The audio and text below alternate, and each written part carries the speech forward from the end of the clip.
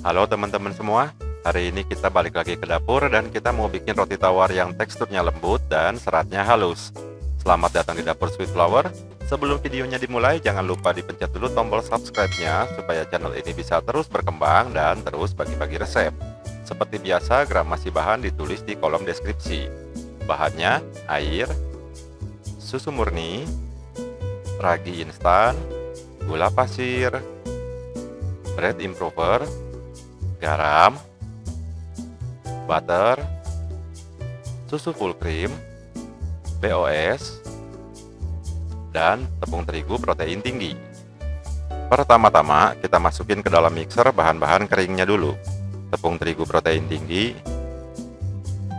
bread improver yang fungsinya membantu supaya serat roti lebih halus, gula pasir, susu full cream bubuk, ragi instan.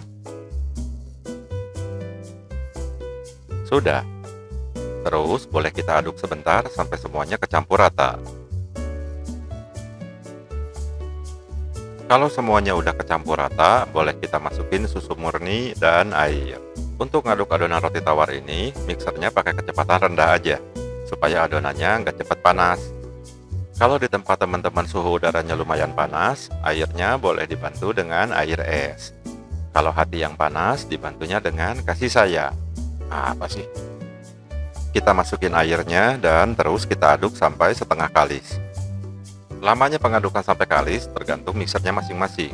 Untuk mixer planetari seperti ini, biasanya memakan waktu sekitar 10-15 menit. Kalau udah setengah kalis kayak gini, boleh dimasukin butter dan BOS-nya.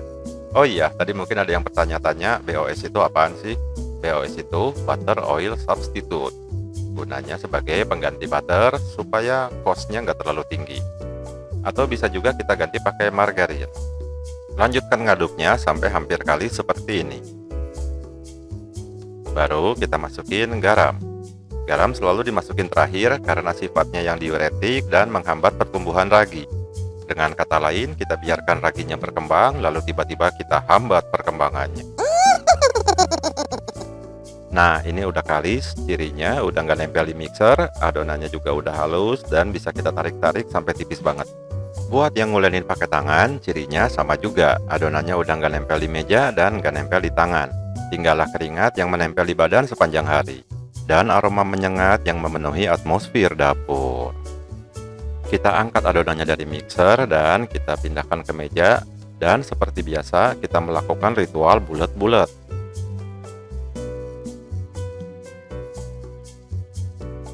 Di bulat-bulat kayak gini, terus kita tutup pakai plastik dan kita resting selama kurang lebih 15 menit.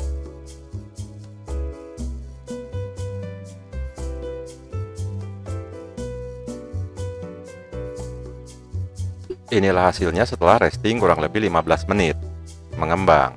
Dan sekarang saatnya kita buang udaranya dengan menggunakan rolling pin atau apapun yang bisa difungsikan sebagai rolling pin. Misalnya pipa yang saya temukan ini, botol kecap, atau apapun yang bentuknya silinder. Pensil juga bisa gila. Kalau udaranya udah kebuang semua kayak gini, kita bisa balik supaya sisi luar dari adonan yang tadi di resting tetap berada di bagian luar. Tipisin bagian ujungnya supaya nanti bagian sambungannya pas digulung nggak gampang lepas. Kalau udah kayak gini, kita tinggal gulung-gulung. Usahakan menggulungnya serapat mungkin supaya nanti pas udah jadi roti bagian dalamnya nggak ada bolong.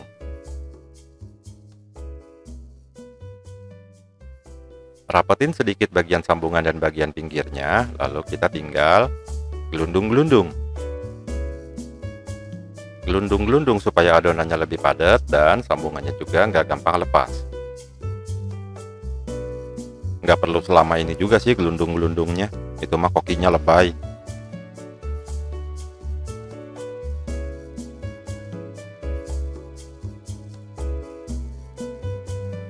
Kirain udah. Kalau udah, kita tinggal bagi 4 sama panjang. Udah, woi.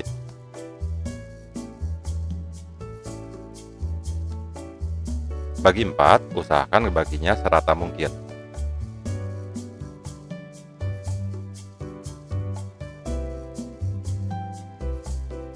Terus kita susun kayak gini. Dan langsung aja dimasukin ke dalam loyang. Loyang roti tawar yang saya pakai adalah loyang yang besar. Berat adonan untuk di loyang ini kurang lebih 1050 sampai 1100 gram. Kalau loyang roti tawar yang teman-teman punya lebih kecil, bisa dibagi dua adonannya. Kalau buat roti tawar open top yang kecil, satu adonan ini bisa bikin dua roti tawar, masing-masing 400 gram. Masih ada sisa sekitar 200 gram, dibulet-bulet aja buat bikin roti burger. Tekan-tekan adonannya supaya adonannya lebih menyatu dan bisa ngembang sampai ke sudut-sudut hati. Loyang. Udah beres, langsung aja kita tutup dan kita resting lagi sampai adonannya ngembang mendekati tutup loyang.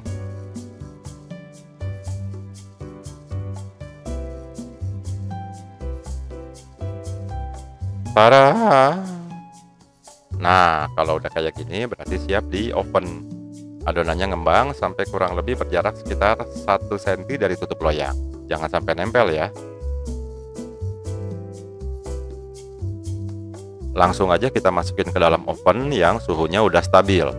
Suhu yang dipakai adalah 180 derajat dengan waktu sekitar 50 sampai 55 menit.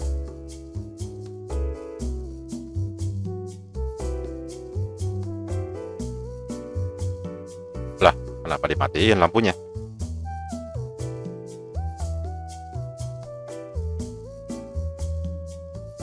Ini dia roti tawar yang udah matang dan baru keluar dari oven. Kita langsung keluarin aja dari loyangnya. Kalau belum yakin sama tingkat kematangan rotinya, tadi pas udah 55 menit, boleh dibuka tutupnya sedikit, terus diintip aja kulitnya. Kalau warnanya udah golden brown kayak gini, artinya boleh langsung diangkat. Tapi kalau masih pucat, boleh ditambah sekitar 10 menit. Tapi kalau udah hitam, ya udah deh. Yang penting matang kan. Inilah kira-kira hasilnya. Kita tunggu dingin dulu sebelum dipotong. Sekarang kita potong supaya kita bisa lihat gimana bagian dalamnya. Supaya rapi, kita potongnya pakai bread slicer. Atau kalau pakai pisau, pilih pisau yang bergerigi.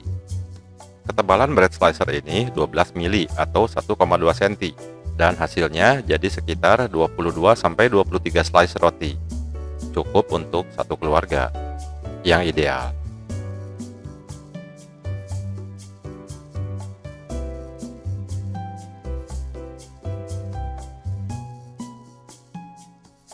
Ya, inilah hasilnya, roti tawar yang empuk, lembut, seratnya halus, dan rasanya mirip banget sama roti tawar. Tapi tentunya roti tawar yang berkualitas. Sampai sini dulu aja videonya, jangan lupa di like, share, komen, dan subscribe. Bikin apa lagi nanti di video berikutnya? Boleh silahkan tulis di kolom komentar. Sekarang saya mau tutup dulu ah.